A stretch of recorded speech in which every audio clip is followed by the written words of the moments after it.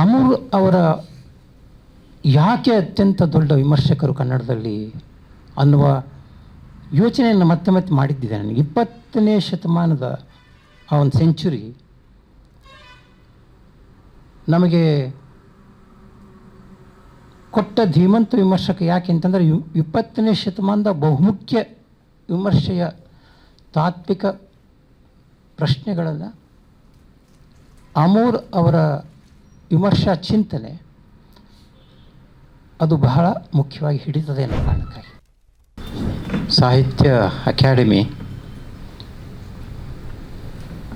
GS Amur ಅವರ ಶತಮಾನೋತ್ಸವ ಸಮಾರಂಭವನ್ನು ಮಾಡಬೇಕು ಅಂತ ಒಂದು ವರ್ಷದಿಂದ ನಾವು ಯೋಚನೆ ಮಾಡ್ತಾ ಬಂದಿದ್ದೀವಿ. ನಾನು ಮತ್ತು ನಮ್ಮ ಬೋರ್ಡ್ನ ಸದಸ್ಯರು ಹಾಗೂ ನಮ್ಮ ಸೆಕ್ರೆಟರಿಗಳಾದಂಥ ಶ್ರೀನಿವಾಸರಾವ್. ಹೋದ ವರ್ಷ ನಾವು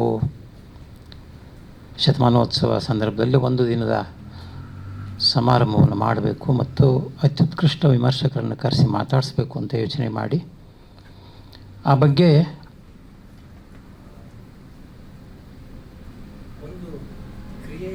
ಆರಂಭಿಸಿದಾಗ ನನಗನ್ನಿಸ್ತು ಅವರು ಹೆಚ್ಚು ಬಹುಶಃ ಕೇಳಬಹುದಾದ, ವಿದ್ಯಾರ್ಥಿಗಳು ಹೆಚ್ಚು ಆಸಕ್ತಿಯಿಂದ ಕೇಳಬಹುದಂಥ ನಮ್ಮ ಬಾಗಲಕೋಟೆಯ ಕಾಲೇಜಿನಲ್ಲಿ ಅದು ಮಾಡೋಣ ಅಂತ ವಿಜಯಕುಮಾರ್ ಕಟ್ಟಿಗೆಹಳ್ಳಿ ಮಠ ಎಷ್ಟು ಉತ್ಸಾಹಿತರಾಗಿದ್ದರು ಅಂತಂದರೆ, ಸರ್ ಇಲ್ಲೇ ಮಾಡೋಣ ಬಾಗಲಕೋಟೆಯಲ್ಲಿ, ಭಾಳ ಜನ ಬರ್ತಾರೆ, ಭಾಳ ಜನ ನಾನು ಸೇರಿಸ್ತೀನಿ ಅಂತ.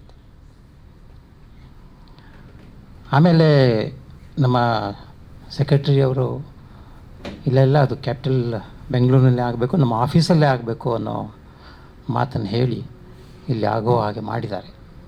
ಒಬ್ಬ ಧೀಮಂತ ವಿಮರ್ಶಕನಿಗೆ ನಮ್ಮ ಸೆಂಟ್ರಲ್ ಸಾಹಿತ್ಯ ಅಕಾಡೆಮಿ ತೋರಿಸುವಂಥ ಒಂದು ಗೌರವ ಸಂಕೇತ ಅಂತ ನಾನು ಭಾವಿಸ್ತೇನೆ. ಅದಕ್ಕಾಗಿ ಐ ಕಂಗ್ರ್ಯಾಚುಲೇಟ್ ಅವರ secretary sir Srinivasa Rao who compelled us to do the one-day symposium here in Bangalore.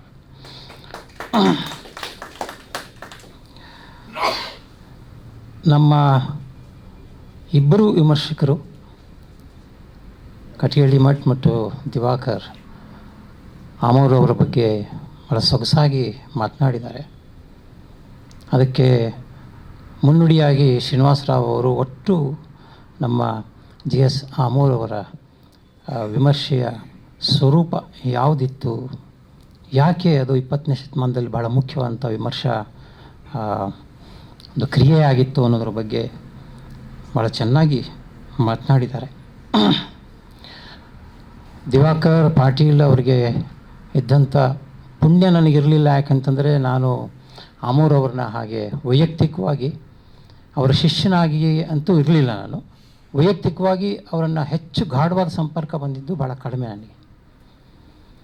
ಆದರೆ ಅವರ ವಿಮರ್ಶಾಕೃತಿಗಳನ್ನ ಓದಿ ಆ ರೀತಿಯಲ್ಲಿ ಒಂದು ರೀತಿಯ ಶಿಷ್ಯತ್ವವನ್ನು, ಒಂದು ರೀತಿಯಲ್ಲಿ ಕ್ರಿಟಿಕಲ್ ಶಿಷ್ಯತ್ವ ಅಂತ ಕರೆಯೋದಾದರೆ ಅಂಥದ್ದನ್ನು, ವಿಮರ್ಶಾತ್ಮಕ ಶಿಷ್ಯತ್ವವನ್ನು ಪಡೆದಂಥವನು ನಾನು ಆಮೂರ್ ಬರವಣಿಗೆಯನ್ನು ಓದಿ. ಆದರೆ ಒಂದು ಚೆನ್ನಾಗಿ ನೆನಪಿದೆ ನನಗೆ. I just remember one thing wherein he rang me one day after his magnum opus Bhuvanada Bhagya was released. It was published by our one senior professor, Dr. Vidyashankar, through his publication Priyadarshini Prakashana. ಅವ್ರು phone ಮಾಡಿ ನನಗೆ, ಕಲ್ಗುಡಿಯವರೇ, ನಿಮ್ಮ ಅನುಭವ ಸಾಂಸ್ಕೃತಿಕ ಸಮಸ್ಯೆ ಹುಡುಕಾಟ ಓದಿದ್ದೀನಿ, ಅದನ್ನು ನಾನು ಇದರಲ್ಲಿ ಕೋಟ್ ಮಾಡಿದ್ದೀನಿ ಅಂತಂದರು. ಈ ಪುಸ್ತಕದಲ್ಲಿ ಕೋಟ್ ಮಾಡಿದ್ದೀನಿ ಅಂದರೆ ನಾನು ಇನ್ನೂ ಅವ್ರಿಗೆ ಕಳಿಸ್ಕೊಟ್ಟಿದ್ದೆ ಅನ್ನಿಸ್ತದೆ ನನಗೆ, ಅದು ಮರ್ತು ಬಿಟ್ಟಿದ್ದೀನಿ. I don't remember whether I had sent that book to him or not. But ಅವ್ರು ಹೇಳಿದರು, ಬೇಂದ್ರೆಯವರ ಕಾವ್ಯದಲ್ಲಿ ಅನುಭವದ ಸ್ವರೂಪದ ಬಗ್ಗೆ ಸಾಕಷ್ಟು ಕವನಗಳು ಬರ್ತವೆ, ಅವುಗಳನ್ನ ಅಧ್ಯಯನ ಮಾಡಲಿಕ್ಕೆ ನಾನು ನಿಮ್ಮ ಅನುಭವ ಪುಸ್ತಕ ಓದಬೇಕಾಯಿತು, ಹೀಗಾಗಿ ಒಂದು ಕಡೆಗೆ ಕೋಟ್ ಮಾಡಿದ್ದೆ ಅಂತಂದ್ರೆ ನನಗೆ ಕುತೂಹಲ ಬಂದು ನಾನು ನೋಡಿದೆ. ಒಂದು ಕಡೆ ಕೋಟ್ ಮಾಡಿದ್ದಾರೆ. ಆದರೆ ಒಂದು ಮಾತು ಚೆನ್ನಾಗಿ ನೆನಪಿದೆ. Just remember one word that he told, that ಇದುವರೆಗೆ ನಾವು ವಚನಕಾರರನ್ನು ಎಲ್ಲರೂ ಒಂದೇ ಥರದ ಅಭಿವ್ಯಕ್ತಿಯವರು ಅಂತ ಅಂದ್ಕೊಂಡಿದ್ವಿ. ಆದರೆ ನೀವೆಲ್ಲ ಛಿದ್ರ ಮಾಡಿಬಿಟ್ಟಿದ್ದೀರಲ್ಲಪ್ಪ, ಎಲ್ಲರನ್ನೂ ಭಿನ್ನ ಅಂತ ಇಟ್ಬಿಟ್ಟಿದ್ದೀರಿ. ಬಸವಣ್ಣ ಭಿನ್ನ, ಅಲ್ಲಮ್ಮ ಭಿನ್ನ, ಅಕ್ಕಮಹಾದೇವಿ ಭಿನ್ನ ಅಂತ ಇಟ್ಟಿದ್ದೀರಿ. ಈ ಥರದ ಯೋಚನೆ ನನಗೆ ಬಂದಿರಲಿಲ್ಲ ಇದುವರೆಗೆ, ನಿಮ್ಮನ್ನು ಓದಿದಾಗ ಬಂತು ಅಂತಂದರೆ ನನಗೆ ಒಂಥರ ಖುಷಿಯಾದಂಥ ಒಂದು ಸಂದರ್ಭ ಅದು. ಅದರಾಚೆಗೆ ಅವರ ವಿಮರ್ಶೆಯನ್ನು ಭಾಳ ಆಪ್ತತೆಯಿಂದ ಓದ್ದವನು ನಾನು. ಅವರ ವಿಮರ್ಶೆಯ ಅತ್ಯದ್ಭುತ ಸಾಧನೆಯನ್ನು ದಿವಾಕರ್ ಭಾಳ ಚೆನ್ನಾಗಿ ವಿವರಿಸಿದರು. ವಾಸ್ತವವಾಗಿ ಕೇಂದ್ರ ಸಾಹಿತ್ಯ ಅಕಾಡೆಮಿಗೆ ಅಮೂರವರ ಸಂಪರ್ಕ ಬಹಳ ದೀರ್ಘವಾಗಿತ್ತು. ಸಾಕಷ್ಟು ಅನುವಾದಗಳನ್ನ ಕೇಂದ್ರ ಸಾಹಿತ್ಯ ಅಕಾಡೆಮಿಗೆ ಅವರು ಮಾಡಿದರು ಮತ್ತು ಕೇಂದ್ರ ಸಾಹಿತ್ಯ ಅಕಾಡೆಮಿಯ ಪ್ರಶಸ್ತಿಯನ್ನು ಕೂಡ ಅವರ ಕೃತಿ ಭುವನದ ಭಾಗ್ಯ ಪಡೆಯಿತು ಅನ್ನೋದು ಇಲ್ಲಿ ಪ್ರಾಸಂಗಿಕವಾಗಿ ನಾವು ನೆನೆಸ್ಕೊಳ್ಬೇಕು. ಅಮೂರ್ ಅವರ ಯಾಕೆ ಅತ್ಯಂತ ದೊಡ್ಡ ವಿಮರ್ಶಕರು ಕನ್ನಡದಲ್ಲಿ ಅನ್ನುವ ಯೋಚನೆಯನ್ನು ಮತ್ತೆ ಮತ್ತೆ ಮಾಡಿದ್ದಿದೆ ನನಗೆ. 20ನೇ ಶತಮಾನದ ಆ ಒಂದು ಸೆಂಚುರಿ ನಮಗೆ ಕೊಟ್ಟ ಧೀಮಂತ ವಿಮರ್ಶಕ ಯಾಕೆ ಅಂತಂದರೆ 20ನೇ ಶತಮಾನದ ಬಹುಮುಖ್ಯ ವಿಮರ್ಶೆಯ ತಾತ್ವಿಕ ಪ್ರಶ್ನೆಗಳನ್ನು ಅಮೂರ್ ಅವರ ವಿಮರ್ಶಾ ಚಿಂತನೆ ಅದು ಬಹಳ ಮುಖ್ಯವಾಗಿ ಹಿಡಿತದೆ ಅನ್ನೋ ಕಾರಣಕ್ಕಾಗಿ 20th ಸೆಂಚುರಿಯ ಕ್ರಿಟಿಸಿಸಮ್ನ ಭಾಳ ಮುಖ್ಯವಂತ ತಾತ್ವಿಕ ನೆಲೆಗಳು ಅಂತ ಯಾವುದನ್ನು ಕರಿತೀವಿ ನಾವು, ಅಂತಹ ಬಹುಮುಖ್ಯವಾದ ಕೆಲವು ಅಂಶಗಳನ್ನು ಅಮೂರ್ ಅವರ ವಿಮರ್ಶಾ ಚಿಂತನೆ ಹಿಡಿಯುತ್ತೆ ಅನ್ನೋ ಕಾರಣಕ್ಕಾಗಿ ಅವರು ನಮ್ಮ ನಡುವೆ ಕನ್ನಡದ ಧೀಮಂತ ವಿಮರ್ಶಕರು. ಒಂದು ಮಾತನ್ನು ದಿವಾಕರ್ ಹೇಳಿದರು, ಕುರ್ತುಕೋಟಿಗೂ ಕೂಡ ಈ ರೀತಿಯ ಒಂದು ಸಮಗ್ರವಾದಂತಹ ವಿಭಿನ್ನ ಬರಹಗಾರನ್ನು ನೋಡುವಂಥ ದೃಷ್ಟಿಕೋನ ಇರಲಿಲ್ಲ, ಆದರೆ ಅಮೂರ್ ಒಬ್ಬರಿಗೆ ಅದಿತ್ತು ಅನ್ನೋ ಮಾತು. ಇದು ಸತ್ಯವಾದ ಮಾತು. ಆದರೆ ಇವರಿಬ್ಬರಲ್ಲಿ ಯಾರು ಅತ್ಯದ್ಭುತವಾದಂಥ ಕ್ರಿಯೇಟಿವ್ ಆದಂಥ ಇನ್ಸೈಟ್ಸನ್ನು ಕೊಟ್ಟವರು ರೈಟರ್ಸ್ಗೆ ಅಂತ ನೋಡ್ಲಿಕ್ಕೆ ಹೊರಟ್ರೆ ನನಗೆ ಒಂದು step I feel Kurtukoti stands apart, ಅದರಲ್ಲೇನು ಅನುಮಾನವೇ ಇಲ್ಲ. ಸೊ ಈ ಬಗ್ಗೆ ನಾವು ವಿಮರ್ಶಕರಾದಂಥವರು ಸಾಹಿತ್ಯಜ್ಞರು ಭಾಳ ಖಚಿತವಾಗಿ ಇರಬೇಕು ಅಂತ ನಾನು ನಂಬಿದ್ದೀನಿ. ಆದರೆ ಅವ್ರಿಗೂ ಮಿತಿಗಳಿದ್ವು ಕೆಲವು. ಅವರವ್ರಿಗೂ ಕೂಡ 20ನೇ ಶತಮಾನ ಹಾಕಿದ ವಿಮರ್ಶಾ ಲಕ್ಷಣಗಳು ಅನೇಕ ಲಾಭಗಳನ್ನು ಕೊಟ್ಟವು ಮತ್ತು ಅನೇಕ ಮಿತಿಗಳನ್ನು ಅವು ತಂದೊಡ್ಡಿದೆವು ಅನ್ನೋದು ಕೂಡ ನನಗೆ ಒಬ್ಬ ಸೃಜನಶೀಲ ಸಹೃದಯನಾಗಿ, ನಾನು ನನ್ನನ್ನು ವಿಮರ್ಶಕ ಅಂತ ಕರ್ಕೊಳ್ಳೋದಿಲ್ಲ, ಆ್ಯಕ್ಚುಲಿ ಸಹೃದಯನಾಗಿ ನನಗೆ ಅನಿಸುವಂಥ ಭಾಳ ಮುಖ್ಯವಾದ ಮಾತು. ನನಗೆ ಅಮೂರನ್ನು ಓದ್ದಾಗಲೆಲ್ಲ ಒಂದು ಬಹುಮುಖ್ಯವಾದಂಥ ಅಂಶ ಕಾಡ್ತದೆ. ಅಮೂರ್ ಅವರ ವಿಮರ್ಶೆಯ ಪ್ರಸ್ತುತತೆ ಏನು, ಯಾಕೆ, how he is relevant to our knowledge of criticism. ಈ ಪ್ರಶ್ನೆಯನ್ನು ನಾವು ಕೇಳ್ಕೊಳ್ಳೋದಿದ್ದರೆ ಅಮೂರನ್ನು ಓದೋಕ್ಕಾಗೋದಿಲ್ಲ. ಯಾಕೆ ಪ್ರಸ್ತುತರು ಅಂತ ಕೇಳ್ಕೊಳ್ಳೋದಿದ್ದರೆ ಯಾಕೆ ಪ್ರಸ್ತುತರಾಗ್ತಾರೆ ಮತ್ತು ಯಾಕೆ ಅವರ ಧೀಮಂತಿಕೆ ಇದೆ ಅನ್ನೋದನ್ನು ನಾವು ಕೇವಲ ವರ್ಣನೆಯ ಮಾತುಗಳಲ್ಲಿ ಹೇಳಲಿಕ್ಕಾಗೋದಿಲ್ಲ, ವಿವರಣಾತ್ಮಕ ಮಾತುಗಳಲ್ಲಿ ಹೇಳೋಕ್ಕಾಗೋದಿಲ್ಲ. ಅದನ್ನು ಮಾತನಾಡಬೇಕಾದ್ರೆ ವಿಮರ್ಶೆಯ ತಾತ್ವಿಕ ನೆಲೆಯಲ್ಲಿಯೇ ಅದನ್ನು ಹುಡುಕಬೇಕಾಗ್ತದೆ. ಆ ಕಾರಣದಿಂದ ಅವರನ್ನು ನಾವು ಬೆಲೆ ಕಟ್ಟಬಹುದು ಮತ್ತು ಅವರ ಧೀಮಂತಿಕೆಯನ್ನು ಹಿಡಿಬೋದು. ಸೊ ಈ ಹಿನ್ನೆಲೆಯಲ್ಲಿ ನಾನು ಅವರ ವಿಮರ್ಶೆಯನ್ನು ಈ ರೀತಿಯಲ್ಲಿ ಗಮನಿಸ್ತೀನಿ. ಒಂದು, ಅವರ ಓದಿನ ವಿಸ್ತಾರ ಇತ್ತಲ್ಲ, ಎಷ್ಟು ಅತ್ಯಂತ ಬಹುಮುಖ್ಯ ವಿಮರ್ಶಕರನ್ನು ಅವರು ಓದಿದ್ರು ಅಂತಂದರೆ ತನ್ನ ಕಾಲಕ್ಕೆ, ಮತ್ತು ಆ ಓದಿದ್ದನ್ನು ಅವರು ಗ್ರಹಿಸುವ ಪಾಂಡಿತ್ಯ ಇತ್ತಲ್ಲ, the scholasticity and then the vast readability of critical writers of 20th century. ಇದು ನಮ್ಮ ಕನ್ನಡದಲ್ಲಿ ಬಹುಶಃ ಬೇರೆ ಯಾವ ವಿಮರ್ಶಕನಿಗೂ ಇರಲಿಲ್ಲ ಅಂತ ನನಗೆ ಖಚಿತವಾಗಿ ಈ ಮಾತನ್ನು ನಾನು ಹೇಳಬಲ್ಲೆ. ಯಾಕೆಂದರೆ ಆವಾಗ ಅವರು ದಿವಾಕರ್ ಕೆಲವ್ರನ್ನ ಕೋಟ್ ಮಾಡಿದರು. ಟೆರಿ ಈಗಲ್ಟನ್ ಒಬ್ಬ ಮಾರ್ಕ್ಸಿಸ್ಟ್ ವಿಮರ್ಶಕ, ಅವನನ್ನು ಓದಿದರು. ಲುಕಾಚ್ಸನ್ ಓದಿದರು ಅವರು. ಆಮೇಲೆ ನಾವೆಲ್ಲ ಆಗ ಮೆಚ್ಕೊಂಡಂತಹ ನಾರ್ಥರ್ ಫ್ರೈ ಅನಾಟಮಿ ಆಫ್ ಕ್ರಿಟಿಸಿಸಮ್ ಭಾಳ ದೊಡ್ಡ ಗ್ರಂಥ. ಆ ಕಾಲದಲ್ಲಿ ನಾವು ಒಳ್ಳೆ ಪೂಜೆ ಮಾಡ್ದಂಗೆ ಓದ್ತಿದ್ವಿ ನಾರ್ಥರ್ ಫ್ರೈನ. ಫ್ರ್ಯಾಂಕ್ ಕರ್ಮೋಡ್ನ ಓದಿದ್ರು. ಫುಕೋ, ಆಫ್ಕೋರ್ಸ್ ಫುಕೋ. ಯಾರು 20ನೇ ಶತಮಾನದ ಮೇಜರ್ ಕ್ರಿಟಿಕ್ಸ್ ಅಂತ ಕರಿತೀವಿ, ಯುರೋಪಿನ ಅಮೇರಿಕದ ಮೇಜರ್ ಕ್ರಿಟಿಕ್ಸ್ ಅಂತ ಕರಿತೀವಿ, ಅಂಥ ಎಲ್ಲ ವಿಮರ್ಶಕರನ್ನು ಓದಿದರು, including of course T.S. Eliot and then F.R. Lewis. ಅದರ ಬಗ್ಗೆ ಅವರು ಸಾಕಷ್ಟು ವಿಮರ್ಶಾತ್ಮಕ ಲೇಖನಗಳನ್ನು ಬರೆದಿದ್ದಾರೆ. ಇಲಿಯಟ್ ಬಗ್ಗೆ ಮತ್ತು ಲಿವಿಸ್ ಬಗ್ಗೆ, ರಿಚರ್ಡ್ಸ್ ಬಗ್ಗೆ ಬರೆದಿದ್ದಾರೆ ಅವರು. ಸೊ ಈ ಹಿನ್ನೆಲೆಯಲ್ಲಿ ಒಂದು ಅಂಶ ನನಗೆ ಮುಖ್ಯವಾಗಿ ಅನಿಸಿದ್ದೇನಂತಂದರೆ, 20ನೇ ಶತಮಾನ ಯಾವ ವಿಮರ್ಶೆಯ ಕೆಲವು ಪರಿಭಾಷೆಯನ್ನು ಭಾಳ ಮುಖ್ಯ ಅಂತ ಹೇಳಿತ್ತು. ಯಾಕೆ ಮತ್ತೆ 20ನೇ ಶತಮಾನ ಹೇಳ್ತೀನಿ ಅಂತಂದರೆ, ನಾವು ವಿಭಿನ್ನವಾದಂತಹ ತಾತ್ವಿಕ ಪ್ರಶ್ನೆಯನ್ನು ಈಗ ವಿಮರ್ಶೆಯಲ್ಲಿ ಎತ್ತಾ ಇರೋದರಿಂದ. ಅಮೂರನ್ನು ಕೊಂಚ ಯಾಕೆ ಅವರು ಭಿನ್ನ, ಈಗಿನ ಕಾಲಕ್ಕಿಂತ ಯಾಕೆ ಭಿನ್ನರಾಗ್ತಾರೆ ಅನ್ನೋದನ್ನು ನೋಡುವ ಅಗತ್ಯತೆ ಇದೆ ಅನ್ನೋ ಕಾರಣಕ್ಕಾಗಿ 20ನೇ ಶತಮಾನ ಅಂತಿದ್ದೀನಿ ನಾನು. ಒಂದು ಇಂಪಾರ್ಟೆಂಟ್ ಆದಂಥ 3 ಪಾಯಿಂಟ್ಗಳು ನನಗೆ ಅನಿಸಿದ್ದು, ನಾನು ಅವ್ರನ್ನ ಓದುವಾಗ ಅನಿಸಿದ್ದು 3 ಅಂಶಗಳು, ಅವರ ವಿಮರ್ಶೆಯ ಮೂಲ ಧಾತುವನ್ನು ಹಿಡಿದ 3 ಕ್ರಿಯೆಗಳು ಯಾವುವು ಅಂತಂದರೆ, ಒಂದು, ಅವರು ವಿಮರ್ಶೆಯನ್ನು ಬರೆಯುವಾಗ ಕಾಲದ ಲಿನಿಯಾರಿಟಿಯ ಮಾಡೆಲ್ನ ಒಪ್ಪಿದರು. Linearity model of time to understand the literature. ಇದನ್ನು ಒಪ್ಪಿದರು. ನೀವು ಅವರ ಯಾವುದೇ ಕೃತಿಯನ್ನು ತೆಗೆದು ನೋಡಿ, ಇದಕ್ಕೆ ಅಪವಾದ ಇಲ್ಲ. ಫಾರ್ ಎಕ್ಸಾಂಪಲ್, ಅವರು ಕಾದಂಬರಿ ಬಗ್ಗೆ ಮಾಡಿದ ಸಮಗ್ರ ಅಧ್ಯಯನ, ಕಥೆಗಳ ಬಗ್ಗೆ ಮಾಡಿದ ಸಮಗ್ರ ಅಧ್ಯಯನ, ಅವರ ಮ್ಯಾಗ್ನಮ್ ಓಪಸ್ ಭುವನದ ಭಾಗ್ಯದಲ್ಲಿ ಅವರು ಬೇಂದ್ರೆ ಅವರನ್ನು ನೋಡುವ ರೀತಿ,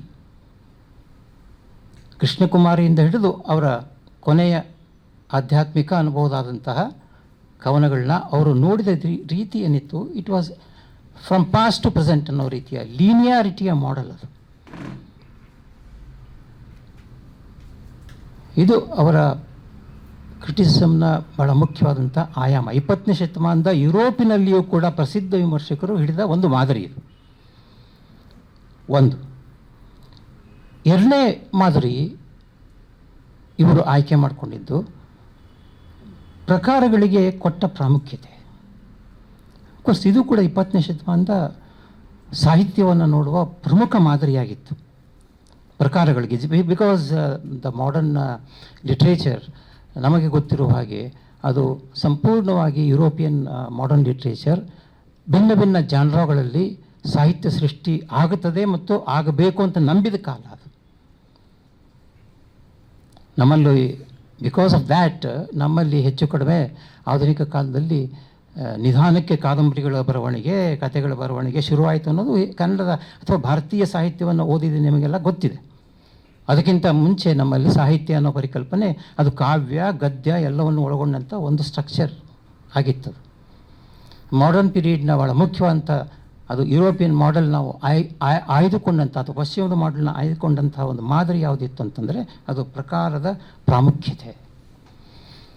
ಕೆಲವು ಕಡೆಗಳಲ್ಲಿ ಹೇಳ್ತಾರೆ ಪ್ರಕಾರವನ್ನು ಮೀರುವಂಥ ಒಂದು ಆಯಾಮ ಒಂದು ಸಾಹಿತ್ಯ ಕೃತಿಗಳಿಗೆ ಇರ್ತದೆ ಅನ್ನೋ ಮಾತನ್ನು ಮತ್ತೆ ಆಮೋರು ಹೇಳಿದ್ರು ಕೂಡ ಅವರ ಒತ್ತು ಸಾಹಿತ್ಯ ಕೃತಿಗಳನ್ನ ನೋಡುವಂಥ ಒತ್ತು ಇದು ಪ್ರಕಾರಗಳಿಗೆ ಸೇರಿತ್ತು. ಇದರಿಂದ ಲಾಭ ಆಗಿದೆ, ನಷ್ಟವೂ ಆಗಿದೆ. ನೀವು ಅವರ ಕಾದಂಬರಿಗಳನ್ನ ಏನು ಕಾದಂಬರಿಗಳ ಬಗ್ಗೆ ಬರೆದ್ರು, ಸಮಗ್ರ ಕಾದಂಬರಿಗಳನ್ನ ಬಗ್ಗೆ ಬರೆದ್ರು, ಅದನ್ನು ಕೊಂಚ ಸೂಕ್ಷ್ಮವಾಗಿ ನೋಡಿದ್ರೆ ಈ ಮಾತು ನಿಮಗೆ ಅರ್ಥವಾಗ್ತದೆ ಅಂತ ಭಾವಿಸ್ತೀನಿ ನಾನು. ಭಾಳ ಧೀಮಂತ ರೈಟರ್ಸ್ನ ಅವ್ರು ತರ್ತಾರೆ, ಯಾರು ಕನ್ನಡದ ಭಾಳ ಮುಖ್ಯ ಬರಹಗಾರರಾಗಿದ್ದರು ಅಂಥವ್ರನ್ನ ಗುರುತಿಸ್ತಾರೆ, ಇದರಲ್ಲೇನು ಬೇರೆ ಮಾತಿಲ್ಲ.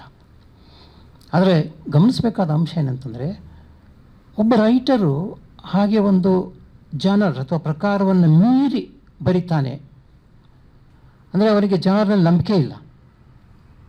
ಕಾದಂಬರಿ ಬರೆಯೋನು ಒಂಚೂರು ಕಾವ್ಯದ ಮಾದರಿಯನ್ನು ಒಳಗೆ ತಂದ ಅಂತಂದರೆ, ಅಥವಾ ಕಾವ್ಯವನ್ನು ಬರಿತಾ ಇದ್ದವನು ಕಾದಂಬರಿಯ ವಿನ್ಯಾಸವನ್ನು ತಗೊಂಬಂದ ಅಂತಂದರೆ, ಅಂದರೆ ಜನರ್ನ ಸ್ಟ್ರಿಕ್ಟ್ ಅಡ್ಹರೆನ್ಸ್ ಆಗಿರುವಂಥ ಆಧುನಿಕ ಯುಗಕ್ಕೆ ಸೆಡ್ಡು ಹೊಡೆದ ರೈಟರ್ಸು ಅವ್ರನ್ನ ನೋಡ್ಬೇಕು ಹೆಂಗೆ ಅನ್ನೋದು ಅಮೂರರಿಗೆ ಬಹುಶಃ ಆಗಲಿಲ್ಲ ಅನ್ನುವಂಥ ಒಂದು ಕಲ್ಪನೆ ನನಗಿದೆ.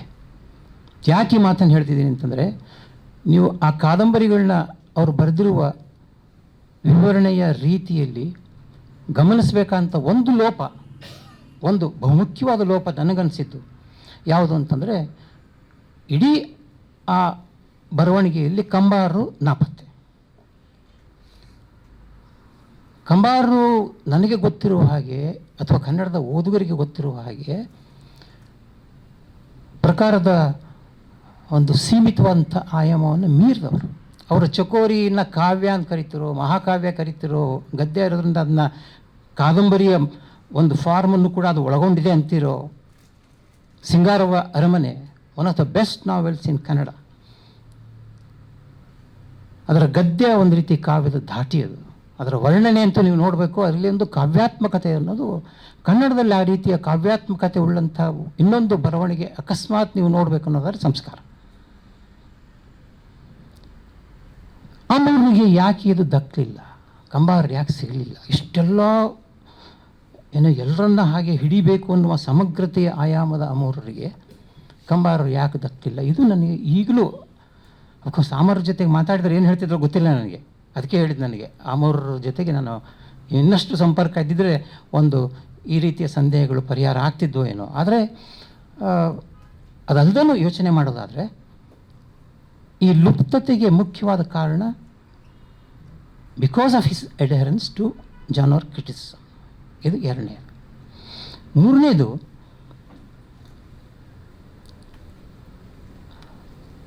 ಇಪ್ಪತ್ತನೇ ಶತಮಾನದ ಬಹುಮುಖ್ಯವಾದಂಥ ವಿಮರ್ಶಾತ್ಮಕ ಇಡಿಯಮ್,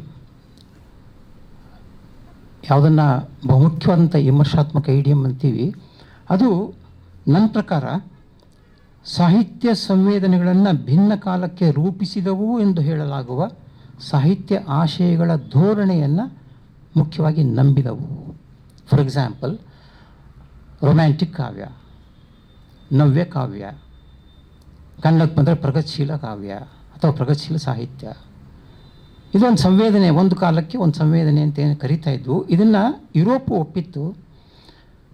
ಅನೇಕ ಬಹುಮುಖ್ಯವಾದಂಥ ಆ ಕಾಲದ 20ನೇ ಶತಮಾನದ ಮೊದಲೇ ಕವಿಗಳನ್ನ, ಮೊದಲ ಕಾಲದ ಕವಿಗಳನ್ನ ಹೆಚ್ಚು ಕಡಿಮೆ ರೊಮ್ಯಾಂಟಿಕ್ ಅನ್ನುವಂಥ ಒಂದು ಫ್ರೇಮ್ ಮಾಡಿದಂತಹ ಕೆಲವು ಧೋರಣೆಗಳಿಗೆ ಅನ್ವಯಿಸಿ ನೋಡುವ ಒಂದು ಮಾದರಿ ಏನಿತ್ತು.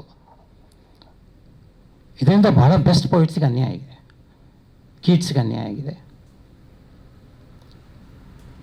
ಕನ್ನಡದಲ್ಲೂ ಹೀಗೆ 20ನೇ ಶತಮಾನದ ಆ ರೀತಿಯ ಪ್ರಭಾವ ಕನ್ನಡದ ಬಹುಮುಖ್ಯವಾದಂಥ ಸಾಹಿತ್ಯದ ಆಯಾಮವನ್ನು ನೋಡುವಂತಹ ಒಂದು ವಿನ್ಯಾಸವನ್ನು ಏನು ಇದು ರೂಪಿಸಿತ್ತು, ಆ ರೂಪುಗೊಳ್ಳುವಿಕೆಯ ಧಾರಣೆಯನ್ನು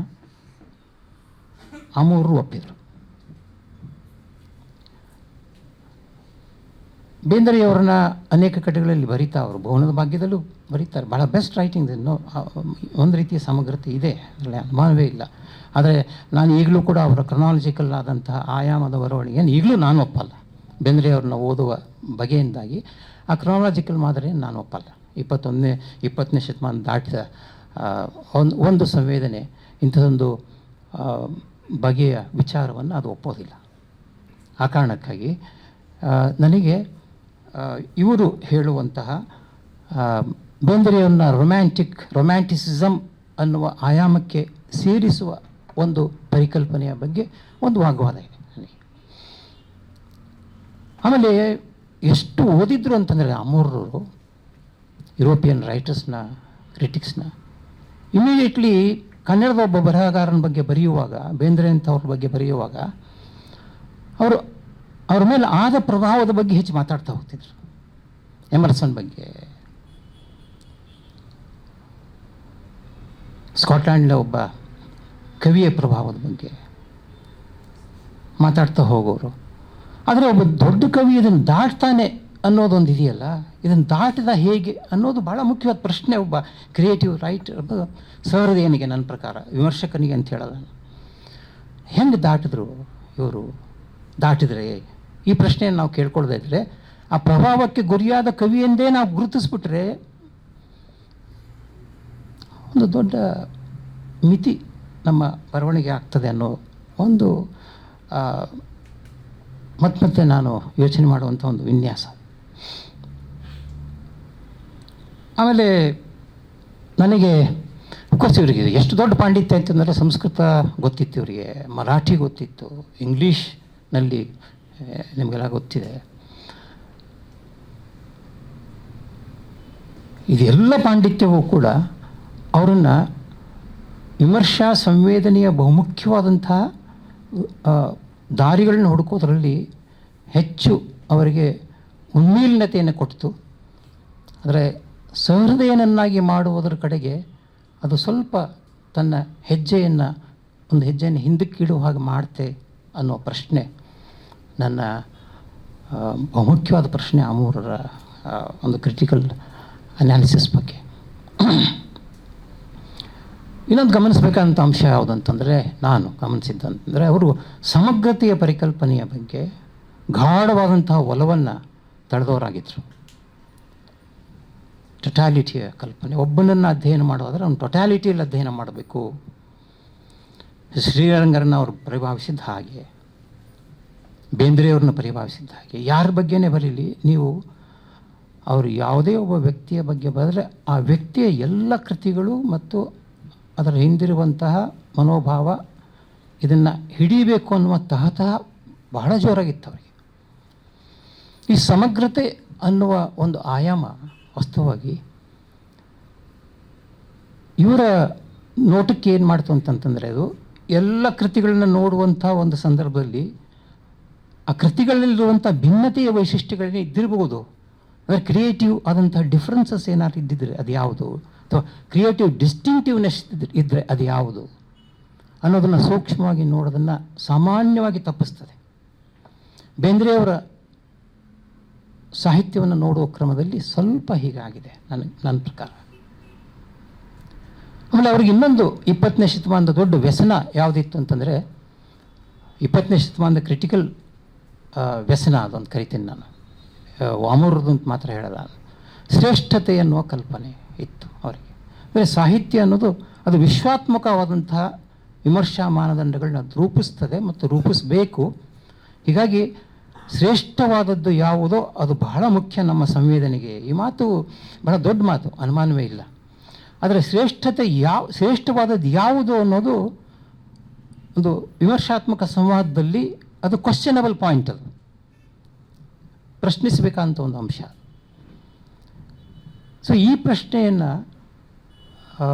ಯಾಕಂತಂದರೆ ಪ್ರಜಾವಾಣಿಯಲ್ಲಿ ಬಹುಶಃ ಬಂದ ಈ ಕ್ಯಾನನ್ ಮಾಡೆಲ್ಸ್ ಏನು ಬಂದವು ಅದ್ರ ಬಗ್ಗೆ ದೊಡ್ಡ ಗಲಾಟೆ ಆಗಿದ್ದು ನಿಮ್ಗೆ ಗೊತ್ತಿದೆ.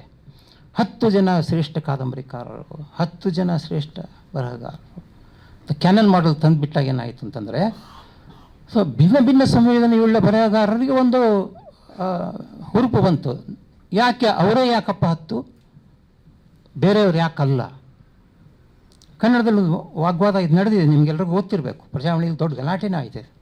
ಕ್ಯಾನನ್ ರೈಟಿಂಗ್ ಇದು ನಮ್ಮ ಭಿನ್ನ ಭಿನ್ನ ಬರಹಗಾರರ ವೈವಿಧ್ಯತೆಯನ್ನು ನೋಡುವುದರಲ್ಲಿ ಕೊಂಚ ಅದು ಮಿತಿಯನ್ನು ಹಾಕಬಲ್ಲದೆ. ಯಾಕಂತಂದರೆ ಯಾವುದೇ ಕಾಲಕ್ಕೆ ಶ್ರೇಷ್ಠವಾದದ್ದು ಯಾವುದು ಅಂತ ನಾವು ವಿಗಂತೀವೋ ಅದು ಮುಂದಿನ ಕಾಲಕ್ಕೆ ಶ್ರೇಷ್ಠ ಆಗದೇ ಇದ್ದಿರ್ಬೋದು.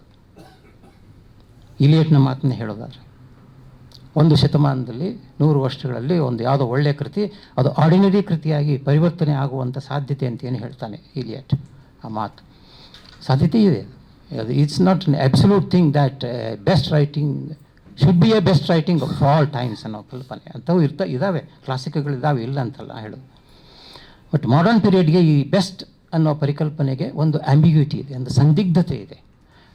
ಯಾಕೆ ಸಂದಿಗ್ಧತೆ ಅಂತಂದರೆ, ಭಿನ್ನ ಭಿನ್ನ ಅನುಭವಗಳು ಒಂದು ಸೃಜನಶೀಲ ಬರವಣಿಗೆಯಲ್ಲಿ ಧಾತುವಾಗ್ತಾ ಅದನ್ನು ನೋಡುವ ವಿಮರ್ಶಕನಿಗೆ ಅಗಾಧವಾದಂಥ ವೈವಿಧ್ಯತೆ ಇಲ್ಲದೆ ಹೋದರೆ ಬೆಸ್ಟ್ ಅನ್ನುವ ಪರಿಕಲ್ಪನೆಯ ಬಗ್ಗೆ ಕೊಂಚ ಸಂದೇಹವನ್ನು ಆ ವಿಮರ್ಶಕ ನೋಡುವ ಬಗೆಯಲ್ಲಿ ಒಂದು ಕ್ವಶನ್ ಮಾಡುವಂಥ ಅಂಶ ಸಾಧ್ಯತೆ ಇರಲಿಕ್ಕೆ ಉಂಟು ವಾಸ್ತವವಾಗಿ.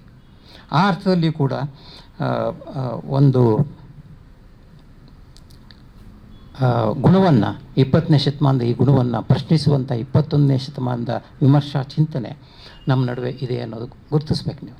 ಇದಕ್ಕೆ ಇನ್ನೊಂದು ಉದಾಹರಣೆ ಕೊಡ್ತೀನಿ ನಿಮಗೆ. ಬೆಸ್ಟ್ ವಿಶ್ವಾತ್ಮಕವಾದದ್ದು, ಬೆಸ್ಟ್ ಆದದ್ದು ಅಂತ ಹೇಳುವಾಗ ಅಮೂರು ಒಂದು ಕಡೆಗೆ ಒಂದು ಮಾತು ಹೇಳಿದ್ರು. ಇದು 20ನೇ ಶತಮಾನದಲ್ಲಿ ಒಪ್ಪಿತ್ತು.